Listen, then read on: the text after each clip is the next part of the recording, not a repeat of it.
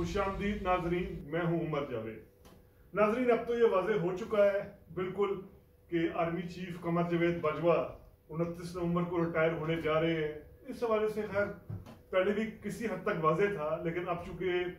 उन्होंने खुद भी ये कह दी है कि मैं जा रहा हूँ, मैं रिटायर हो रहा हूँ, और ये बात अब यानी वाज़ेह है, ये बात अब वाज़ेह, इसमें कोई कलाम नहीं, अब कोई अफवाहों में दम नहीं, किसी किस्म की जो रूमर्स थी वो उनमें कोई जान नहीं, क्योंकि ये वाज़ेह हो चुका है कि army chief Qamar Javed Bajwa retire हो रहे हैं। और साथ ही ये तासुर दिया जा रहा है खास तौर पर आर्मी चीफ कमर जावेद बाजवा साहब की तरफ से कि अब फौज सियासत में कोई किरदार अदा नहीं करेगी। अच्छा, ये बहुत बड़ी बात वो कर रहे हैं कि अब फौज सियासत में कोई किरदार अदा नहीं करेगी। इनकी बात को यहाँ पर ऐसे लोग खैर फौरन मान रहे होंगे, तस्लीम कर रहे होंगे जिन्होंने पाकिस्तान की ज्यादा हिस्ट्री को नहीं जानते, पाकिस्तान की ज्यादा तारीख को नहीं समझते, पाकिस्तान की जो तारीखी हकायक है उनको नहीं समझते। वो तो शायद समझ रहे हों कि हाँ जी अब शायद फौज का सियासत में किरदार खत्म हो जाए, लेकिन तारीख का, पाकिस्तान की सियासत की तारीख का हर तालिब इल्म ये जानता है, जो संजीदा तालिब इल्म है, जो थोड़ा सा शऊर रखता है, ऐसा तालिब इल्म वो जानता है कि मुस्तकबल में, कम से कम मुस्तकबल करीब में ऐसा नहीं होने जा रहा कि पाकिस्तान में फौज का किरदार या एस्टेब्लिशमेंट का किरदार सियासत में खत्म हो जाए। ऐसा बिल्कुल नहीं होने जा रहा। अभी चंद रोज पहले ही, चंद हफ्ते पहले का मैं जिक्र कर रहा हूँ, कुछ अर्से पहले का जिक्र कर रहा हूँ, जिस तरह इमरान खान ने कहा था कि मेरे पास हुकूमत तो थी, इक़्तिदार नहीं था। अच्छा, ये अब इमरान खान पाकिस्तान के पहले ऐसे प्राइम मिनिस्टर नहीं है, ये बात भी जो तारीख को जानते हैं वो समझते हैं। पाकिस्तान के पहले ऐसे प्राइम मिनिस्टर नहीं है कि जो इक़्तिदार से महरूम होने के बाद ये कहना शुरू हो गई जी मेरे पास हुकूमत तो थी, इक़्तिदार किसी और के पास था। वो किसी और के पास जिसका इशारा है वो जारी बात है एस्टेब्लिशमेंट और फौज है। ये वाली जो बात है कि हमारे पास हुकूमत होती है जी, इक़्तिदार तो हमारे पास था ही नहीं, ये हमेशा हमारे लीडर्स को, सियासतदानों को इक़्तिदार से उतरने के बाद ही क्यों याद आती है। क्योंकि याद कीजिए 1988 के जब इलेक्शन हो रहे थे और गुलाम इसाक खान जो एस्टेब्लिशमेंट के बिल्कुल तर्जुमान थे, नुमाइंदा थे, मिर्जा असलम बेग, ये तमाम लोग एस्टेब्लिशमेंट जो इलेक्शन करवा रही थी 1988 में, इसमें पीपल्स पार्टी को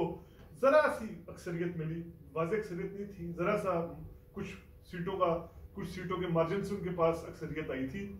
उसके बाद जो पीपल्स पार्टी के संजीदा लोग थे और गैर जानिबदार हल्के थे, जमहूरियत पसंद हल्के थे, वो बेनज़ीर को यही मशवरा दे रहे थे कि इन हालात में इक़्तिदार में ना आए, जब आपको पंजाब भी नहीं दिया जा रहा, जब आपको सिर्फ सिंध दिया जा रहा है, KPK दिया जा रहा है और बराए नाम हुकूमत दी जा रही है, वजारत खारजा आपके पास नहीं होगी, वो जनरल ज़िया के बंदे साहिबजादा याकूब खान के पास होगी, खजाना के अमूर आपके पास नहीं होंगे, तो इक़्तिदार कबूल ना करें। लेकिन बेनज़ीर ने इक़्तिदार कबूल कर लिया और फिर 1990 में उनको जिस तरीके से अगस्त 1990 में गुलाम इसाक खान ने बरतरफ किया वो हमारे सामने। दूसरी मरतबा भी जब बेनज़ीर को बरतरफ किया नवंबर 1996 में, वो मिसाल भी हमारे सामने। दोनों मरतबा इक़्तिदार से महरूम होने के बाद पीपल्स पार्टी के रहनुमाओं ने, बेनज़ीर ने कहा कि हमारे पास तो नाम की हुकूमत थी जी, इक़्तिदार तो एस्टेब्लिशमेंट के हाथ में था। अच्छा, ये बात सियासतदान या वज़ीर-ए-आज़म अपने दौर में वाज़ेह तौर पर क्यों नहीं कहते, या अगर उन्हें साफ दिख रहा होता है, जैसे 88 में ये साफ नजर आ रहा था कि इस्टेब्लिशमेंट बेनज़ीर को जो इक़्तिदार देने जा रही है वो बिल्कुल कंप्रोमाइज करके, उनके हाथ पांव बांध कर, उनसे हर तरह के अख्तियारात लेकर बराए नाम वज़ारत उज़्मा दे रही है। अगर आम बंदे को समझ आ रहा था तो क्या बेनज़ीर को और पीपल्स पार्टी के उन लोगों को समझ नहीं आ रहा था जो इक़्तिदार लेने की जल्दबाजी कर रहे थे। अब हम आते हैं बिल्कुल लेटेस्ट एक हालिया हमारे इवेंट पर, 2018 के इंतखाबात। अब 2018 के इंतखाबात में किसको ये नजर नहीं आ रहा था, शायद ऐसे अफराद जो अंधी अकीदत रखते हो इमरान खान के साथ, मैं उनकी बात नहीं कर रहा, लेकिन जो जरा से भी सोच विचार करने वाले लोग हैं, क्या उनको नजर नहीं आ रहा था ये 2018 के इंतखाबात कौन करवा रहा है? क्या उनको नजर नहीं आ रहा था ये 2018 के इंतखाबात किस तरीके से इंजर्ड हो रहे हैं, किस तरीके से इमरान खान को इक़्तिदार में लाने के लिए इस्टेब्लिशमेंट अपने मोहरों को, अपने माउथ पीसेस को, MKM हो, बाप पार्टी हो या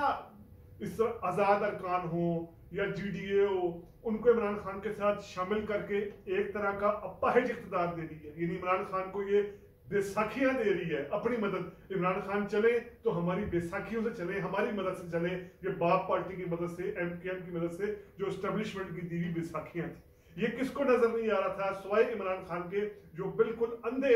अकीदत रखने वाले फॉलोअर्स हैं, उनके अलावा हर किसी को नजर आ रहा था कि इमरान खान के भी हाथ पांव बांध कर उनको इख्तियार दिया जा रहा है, उनको मुकम्मल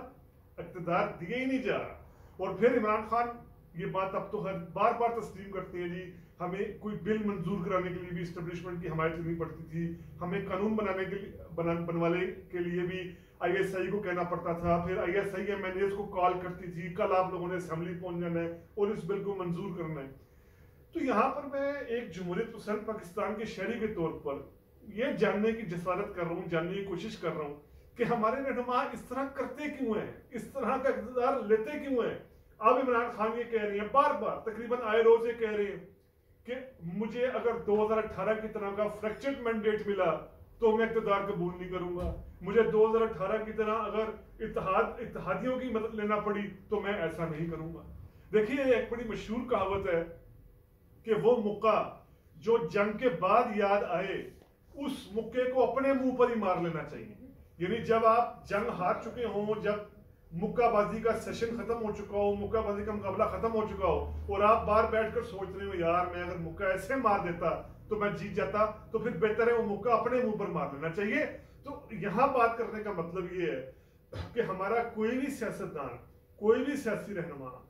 नवाज शरीफ, शहबाज शरीफ, आसिफ अली जरदारी, यूसुफ रजा गिलानी, इमरान खान, जो लोग भी यानी इक़्तिदार में आए हैं, वो अपने इक़्तिदार के दौरान ऐसी बातें क्यों नहीं करते। जैसे यूसुफ रजा गिलानी जिन्होंने खुद एक्सटेंशन दी, जनरल अशफाक परवेज कियानी की मुद्दत जब खत्म हो रही थी, जनरल अशफाक परवेज कियानी यानी मुशर्रफ की एक तरह की लेगेसी का इजहार थे, मुशर्रफ ने उनको आर्मी चीफ बनाया था, उनका खत्म हो रही थी मेयाद, पीपल्स पार्टी ने उनको तोसी दी और तोसी देने के कुछ अरसे बाद जब एस्टेब्लिशमेंट ने जरा अपना रंग दिखाया सही तरीके से, मेमो गेट का इशू हो या बाकी मामलात हो, लेटर लिखने के हवाले से सारा, तो गिलानी साहब ने बयान दे दिया कि स्टेट के अंदर स्टेट बर्दाश्त नहीं की जाएगी। यानी उन्होंने कहा कि रियासत के अंदर रियासत बर्दाश्त नहीं की जाएगी, यानी फौज और एस्टेब्लिशमेंट को हम बहुत ज्यादा उनको इंटरवीन नहीं करने देंगे। तो ये बातें बाद में क्यों याद आती हैं? आप सिरे से तोसीन ना दें क्या नहीं, आप वहां पर मेरिट पर किसी नए आर्मी चीफ की तैनाती कर देते, आप तोसीन ना करते। और इसी तरह लेटेस्ट हम देखते हैं तो कौन सी ऐसी सियासी जमात थी 2020 में जिसने मौजूदा आर्मी चीफ जो रिटायर होने जा रहे हैं, आर्मी चीफ कमर जावेद बाजवा की एक्सटेंशन के लिए कानून साजी में हमायत नहीं की, सिवाय मोहसिन दड़ावर के अलावा या जो पख्तून तहफ़्फ़ुज़ मूवमेंट के 2 एमएनए इनके अलावा, एक आज जमात इस्लामी के एमएनए, इनके अलावा हर किसी ने हमायत कर दी कि जी बाजवा साहब की एक्सटेंशन है तो सही है तो हम वोट देंगे। कहाँ गया वो नून लीग का इनकलाबी नजरिया, वोट को इज्जत दो, खलाई मखलूक वाला? कहाँ गई पीपल्स पार्टी का ये दावा कि हम पाकिस्तान की डेमोक्रेटिक जमात है, डेमोक्रेटिक फोर्सेस हैं? तो खुद इमरान खान साहब तो खैर इस सबके सुर्खील थे, इमरान खान ने चूंकि उनको एक्सटेंशन दी थी तो सबसे बड़े जिम्मेदार तो वो खुद थे।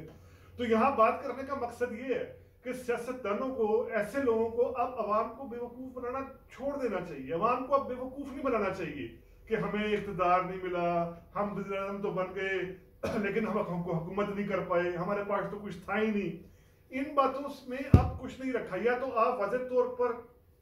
लाइन को सिर्फ खड़े हो जाए कि कुछ भी हो हमने एस्टेब्लिशमेंट से टकरा कर इक़्तिदार में आना है और अपनी मर्जी से डेमोक्रेटिक सेटअप करना है, या फिर वाज़ेह तौर पर इस तरफ खड़े हों जहां आज नून लीग एस्टेब्लिशमेंट की सबसे बड़ी तर्जमान जमात के तौर पर खड़ी है, या पीपल्स पार्टी या पीडीएम की बाकी सियासी जमातें। ये इक़्तिदार इंजॉय करना, इक़्तिदार के दौरान एस्टेब्लिशमेंट की मदद लेनी, एस्टेब्लिशमेंट की मदद से बिल मंजूर कराने, कानून साजी मंजूर करानी, वज़ारत उज़्मा इंजॉय करनी और वज़ारत उज़्मा से महरूम होने के बाद कहना जी इक़्तिदार तो कोई और इंजॉय कर रहा था, हमारे पास तो नाम की हुकूमत थी। इस बात से अब ऊपर निकल जाना चाहिए। अवाम को मजीद बेवकूफ बनाना, अवाम को इस तरह के लॉलीपॉप्स देने,